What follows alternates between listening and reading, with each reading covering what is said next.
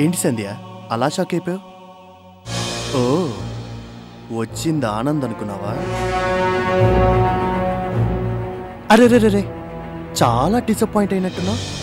ఈ టైం కల్లా వచ్చేస్తానని ఫోన్ చేసి చెప్పాడా? అందుకే పాపం ఎదురు చూస్తున్నట్టున్నావు. తెల్ల చీర మల్లెపూలు బాగానే అలంకరించుకున్నావు. సూపర్. ఏంటి టచ్ చేస్తాననుకున్నావా? నుదుటి మీద కొంచెం పౌడర్ ఎక్కువైంది అందుకే. నీలో నాకు బాగా నచ్చిన క్వాలిటీ ఇదే సంధ్య. ఏం చెప్పినా వెంటనే రియాక్ట్ అవుతావు కదూ. అందుకే 2 ఏళ్ల క్రితం ఎవరిదో డెడ్ బాడీని బట్టలు మూటలా కట్టి తీసుకొచ్చి ఇదే మీ ఆయన శవం అనగానే కనీసం ఆ మూటైనా తెరిచి చచ్చింది నేనో కాదో తెలుసుకోకుండా టబ్బీమని నమ్మేశావు కదూ. సంధ్య నీకు చిన్న డౌట్ కూడా రాలేదా? అరే సినిమాలు చూస్తుంటారు, టీవీ సీరియల్స్ చూస్తుంటారు, ఏదో మూటను తెచ్చి గుమ్మంలో పెడితే నమ్మేయడమేనా? Bad, very very bad.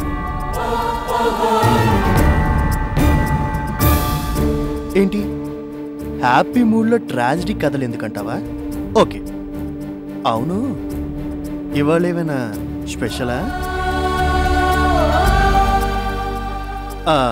స్పెషల్గా తయారైతేను. సంధ్య ఆనంద్ రావడం కొంచెం లేట్ అయితేనే ఇంతలా ఎదురు చూస్తున్నావే, మరి నా కోసం అస్సలు ఎదురు చూడలేదా? అమ్మా నాన్న నమ్మేశారే అనుకో, కనీసం డెడ్ బాడీ మొహం కూడా చూడకుండా నువ్వెలా నమ్మేశావు? 2 ఏళ్ళు నాతో 2 ఏళ్ళు కలిసి కాపురం చేశావే, ఆనాటి జ్ఞాపకాలు అనుభవాలు వగేరా వగేరా అన్నీ ఇంత ఫాస్ట్గా మర్చిపోయావా? ఆనంద్ అంత ఈజీగా అడ్జస్ట్ అయిపోయావా?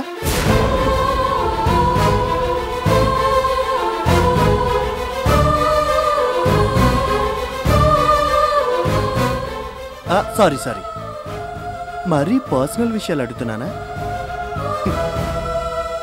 సంధ్య నువ్వు ఫాస్ట్ అని తెలుసు కానీ ఇంత ఫాస్ట్ అని తెలీదు. ఓకే సపోజ్ ఇప్పుడు ఆనంద్ రాలేదే అనుకో, మాట వరుసకి ఇవాళ రాలేదు, రేపు రాడు, ఎల్లుండి రాలేదు, వారం, నెల, 2 నెలలు, 2 ఏళ్ళు రాలేదే అనుకో, అప్పుడేం చేస్తావు? కన్వీనియంట్గా నన్ను మర్చిపోయినట్టే అంతే కన్వీనియంట్గా ఆనందం కూడా మర్చిపోతావా? ఇంకో పెళ్ళి, 3rd మ్యారేజ్ కూడా చేసుకుంటావా? అప్పుడు కూడా ఇంతే ఫాస్ట్గా ఇలాగే అలంకరించుకొని నా బ్రదర్ కోసం కూడా పరిగెత్తుకుంటూ వస్తావా? చేతులెత్తి దండం పెడతాను, మీకు నా మీద కోపం ఉంటే ఒకేసారి చెప్పండి, అంతేకాని ఇలా రోజు మీ మాటలతో చిత్రవద చేయకండి. చిత్రవద అంటే ఏంటి సంధ్య? ఎలా ఉంటుంది? ఒకరోజు నీ బ్యాగులో 2 సినిమా టికెట్లు చూశానే, అప్పుడు ఇక్కడేదో సోళంతో గుచ్చినట్టుందే, అలా ఉంటుందా?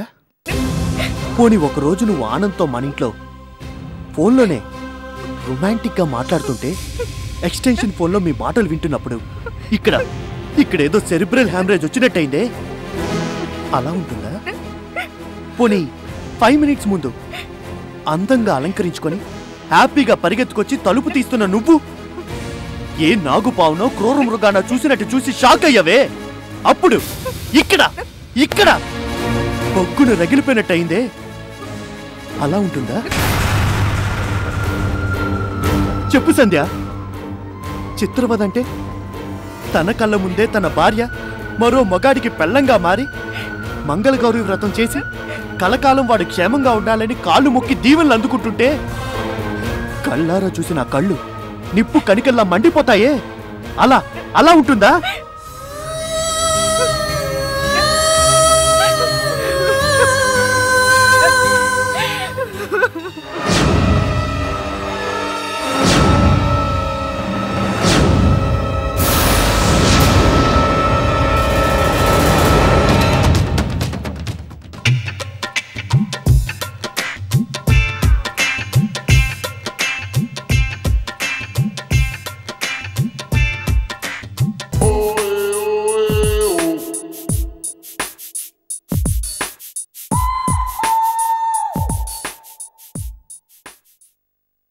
ఏంటి ఆఫీస్కి రావద్దన్నానని సరాసరి ఇంటికి వచ్చావా? అవునరా, వచ్చాను. ఇవాళ నీ సంగతి అటో ఇటో తేల్చుకుపోదామనే వచ్చాను. ఏంటి ఆ దిక్కుమాలిన రాదు చచ్చిపోలేదట కదా, గుండ్రాయిలా బతికే ఉందటగా. నువ్వు అది కలిసి నాగార్జున సాగర్లో తైతక్కలాడారట కదా నాన్న. అవునరా, నాన్నను కాబట్టే నువ్వు తప్పుడు పనులు చేస్తుంటే చూసి తట్టుకోలేక బుద్ధి చెబుదామని వచ్చాను. నేను ఎలాంటి తప్పుడు పనులు చేయట్లేదు అని బుకాయిస్తే నోరు మూసుకు కూర్చోవడానికి నేనేం మందు లాంటి వాడిని కాదు. ఓహో, ఈ విషయాలన్నీ నీకు ఆవిడ గారు చెప్పేసిందా? అవును, చెప్పాను. ఏ చెప్తే తప్పేంటి? అది నా ముందు అలా అడగమ్మా. వేధవా ఏం జవాబు చెప్తాడో చూస్తాను. నాన్న, నీ ముందే కాదు, ఆ దేవుడి ముందు కూడా ఒకే మాట చెప్తాను. నీ కోడల అనుమానం నిజం కాదు. కాకపోతే ఆ రాధ మీరిద్దరూ హనీమూన్కి వెళ్ళినప్పుడే అక్కడికి ఎందుకు దిగబడింది? సిగ్గు ఎగ్గు మానం మర్యాద అన్ని వదిలేసి గెస్ట్ హౌస్ లో ఒంటరిగా ఉన్న నీ దగ్గరికి ఎందుకు వచ్చింది? చాటుగా సరసాలాడ్డానికేగా. నాన్న, ఏ నోరు నీది? అన్యాయంగా ఒక ఆడదాని మీద అబాండాలు వేయడానికి నీకు మనసులా ఒప్పింది. అసలు అసలు రాధ నీకేం అన్యాయం చేసింది నాన్న? మీ కోళ్లే తను అన్యాయంగా చంపించాలని ప్రయత్నించింది.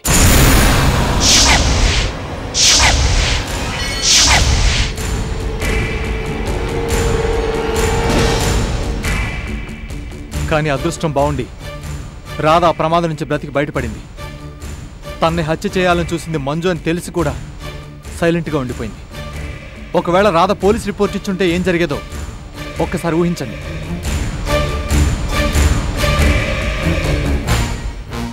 ఎదుటి వాళ్ళని నాశనం చేయాలనుకోవడం మీ నైజం అయితే, తనకి కీడును తలపెట్టిన వాళ్ళకు కూడా మంచి చేయాలనుకోవడం రాధ నైజం. విన్నారా మామశ్రీ? ఆయన గారు మీ ముందే ఆ రాధని ఎలా సపోర్ట్ చేస్తున్నారో. రే గోపి, నీ పెళ్లికి ముందు ఏం జరిగిందో నాకు అనవసరం. పెళ్లి తర్వాత కూడా ఆ రాధనే తలుచుకుంటూ కోడలకు అన్యాయం చేయటం నేరం రా, పాపం కూడా. అందుకే నా మాట విని దాన్ని పూర్తిగా మర్చిపో. మందుతో హాయిగా కాపురం చేసుకోరా. అయినా నీకేం కర్మరా, పొద్దుకులు బరితెగించి రోడ్డును పడ్డ ఆ నీతి లేని దాని గురించి ఆలోచించడానికి. నానా, అసహ్యంగా మాట్లాడుకో. రాధ మీకన్నా నాకన్నా చాలా ఉత్తమరాలు, దేవత. అవును, అందుకే కాబోలు ఆ దేవతను మర్చిపోలేక తెగ బాధపడిపోతున్నారు. మంజు, నోరు కంట్రోల్లో పెట్టుకుని మాట్లాడు. నువ్వు పదే పదే ఒక అబద్ధాన్ని నిజం చేయాలని చూస్తే నేను ఏదో ఒకరోజు అదే అబద్ధాన్ని నిజం చేయాల్సి ఉంటుంది. గుర్తుంచుకో.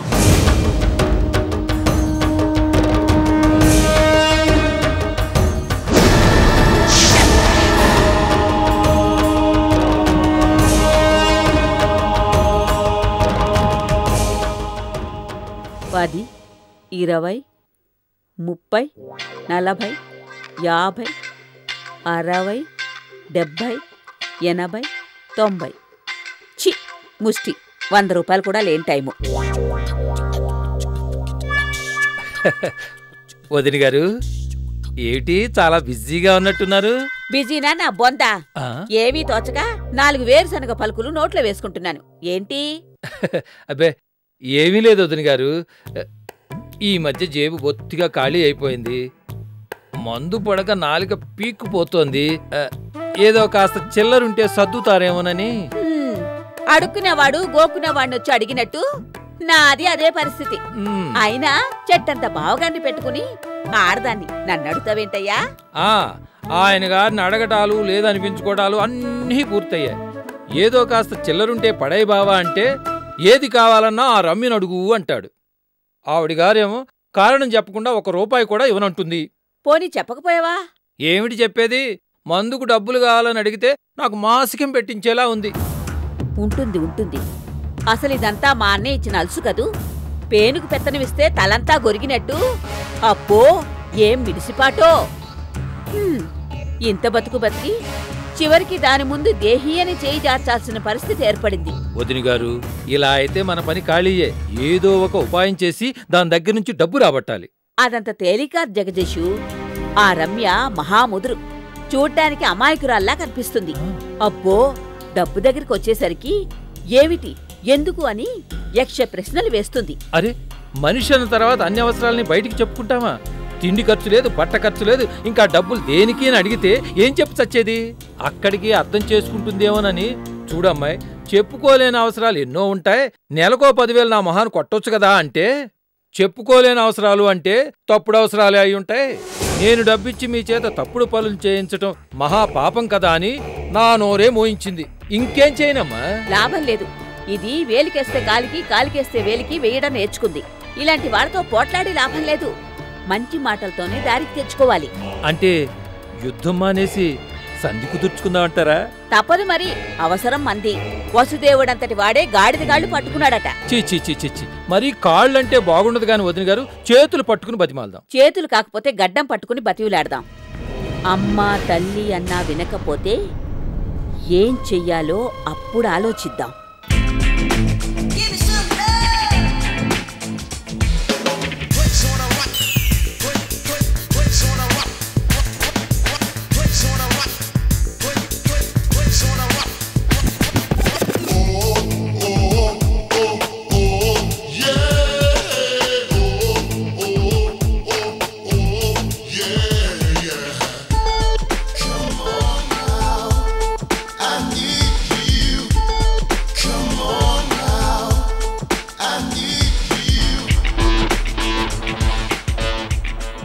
త్వరగా వచ్చాయి కదా అని పందికొక్కల ఎలా తింటున్నాడు. అయ్యగారికి అరటిపళ్ళు కడుపులోకి వెళ్తే గాని ఆలోచనలు మెదడులోంచి బయటికి రావట. చూద్దాం ఎంత గొప్ప ఐడియా చెబుతాడు. ఏం మామాశ్రీ, ఐడియా ఏదైనా ఫ్లాష్ అయిందా?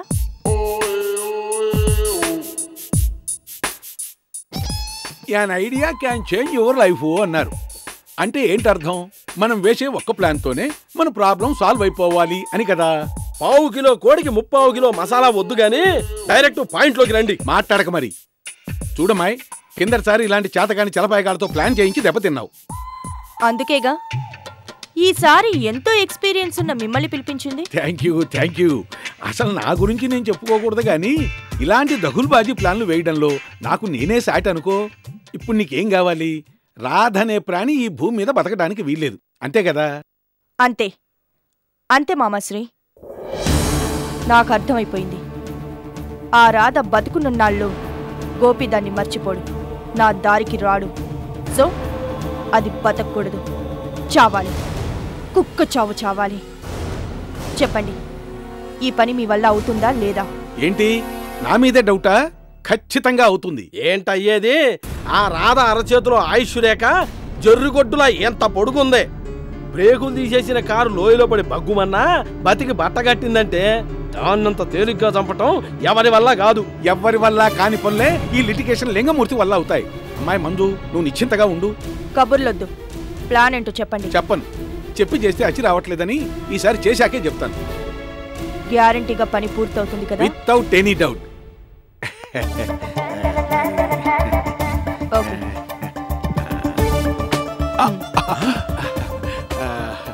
వెళ్ళొస్తానమ్మాయి. వస్తానా తేడ పదార్థం? మంజు మేడం దగ్గర నమ్మకంగా ఉంటూ అందినంతా నొక్కేద్దామని నేను ఆలోచిస్తుంటే ఈ లిటిగేషన్ లింగమూర్తి ఏంటి నాకు పోటీగా వస్తున్నాడు? లాభం లేదు, ఈ ముసలోడికి స్పాట్ పెట్టాల్సిందే.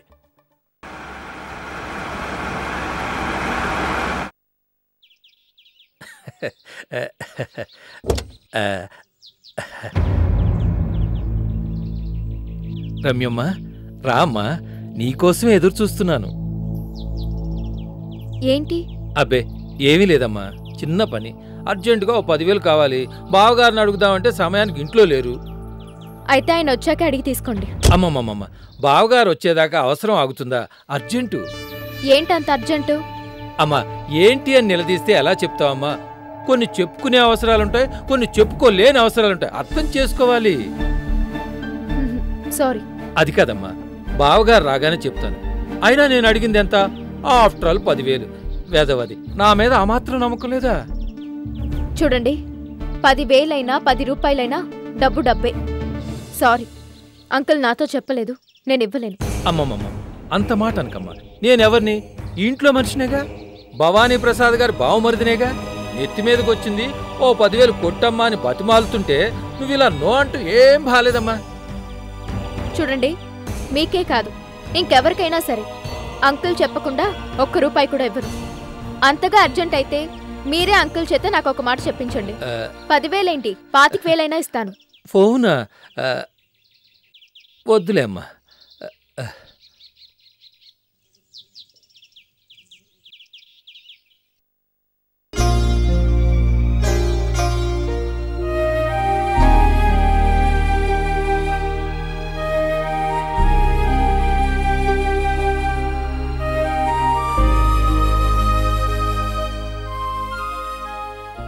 అయ్యయ్యో ఎంత అలసిపోయావో చూడు, నీ మొహం తోటకూర కాళ్లాగా ఎలా వాడిపోయిందో. ఉండు, వేడివేడి కాఫీ తెస్తాను.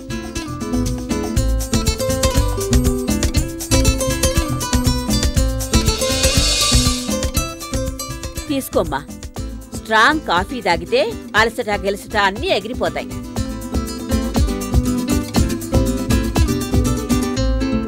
ఏమిటో బిడ్డను కని గట్టిగా 4 నెలలైనా కాలేదు. అప్పుడే కంపెనీ బాధ్యతలన్నీ నీ నెత్తిని వేసుకున్నావు. నలిగి నల్లేరు కాడలా తయారయ్యావు. నిన్ను చూస్తుంటే ఒక పక్క జాలేస్తోంది, మరో పక్క బాధ పొంగుకొస్తోంది. ఏం కావాలి అంటే ఏమన్నా కావాల్సొస్తే తప్ప నీకొక కప్పు కాఫీ కూడా ఇవ్వలేనంత రాక్షసిలా కనిపిస్తున్నానా? సూటిగా చెప్పండి, విషయం ఏంటి? నువ్వంత సూటిగా అడిగితే చెప్పకుండా ఎలా ఉంటాను? అది నాకు అర్జెంటుగా 5,000 కావాలి. దేనికి? దేనికి అంటే ఏవేవో అవసరాలుంటాయి కదా. అన్నయ్యని అడిగితే నిన్నడిగి తీసుకోమన్నాడు. అంకుల్ మీతో అలా అన్నారేమో కానీ నాతో మాత్రం ఏమీ అనలేదు. అంటే నేను అబద్ధం చెప్తున్నానా? ఆ మాట నేను అనలేదు. అనవు గాని నోటితో చెప్పకుండా నొసలతో ఎక్కిరిస్తావు. ప్రభావతమ్మగారు, ఏదో బుద్ధి తక్కువై అన్నాను. ఆ మాత్రం దానికి అంత సీరియస్ అయిపోవాలా? అమ్మా రమ్యమ్మ తల్లి, ఒక్క 5,000 ఇయ్యమ్మా, నా అవసరం తీరిపోతుంది. నీ చేతుల మీదుగా రోజు లక్షలు వేలు ఖర్చు పెడుతున్నావు. After all 5,000. 5,000 నీకెంత చెప్పు? సముద్రంలో కాకిరెట్లాంటిది కాదు. కాదు, ఒక్కో నీటి బొట్టు జత కూడితేనే సముద్రం అవుతుంది. ఒక్కో రూపాయి జమ అయితేనే లక్షలు కోట్లు అవుతాయి. కారణం లేకుండా పద్దు రాయకుండా ఒక్క రూపాయి కూడా ఖర్చు పెట్టడం నాకు అలవాట్లేదు. ఓయబ్బో, నోరు తెరిచి అడిగితే నీతులు చెప్తున్నావే నీతులు. మా అన్నయ్య ఏదో అధికారం అంతా నీ చేతికిచ్చాడు కాబట్టి ఎగిరెగిరి పడుతున్నావు. అయినా నీ చేతికి తాళాలు ఎలా వచ్చాయో ఆ మాత్రం అర్థం చేసుకోలేనంత వెర్రిబాకులు దాన్ని కాదు. ఏంటి మీరనేది? ఏమిటా? ఏమీ తెలియనట్టు నగనచ్చిలా ఏం అమాయకత్వం నటిస్తున్నావే?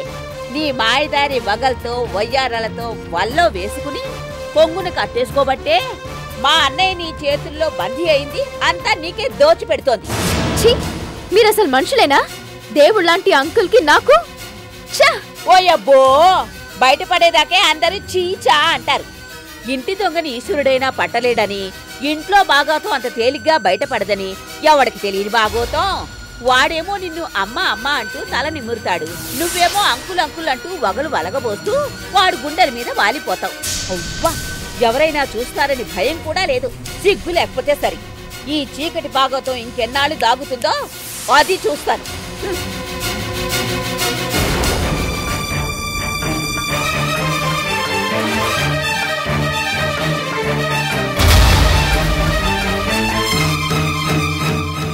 దానికి రేపు అనేది లేకుండా చేస్తాను.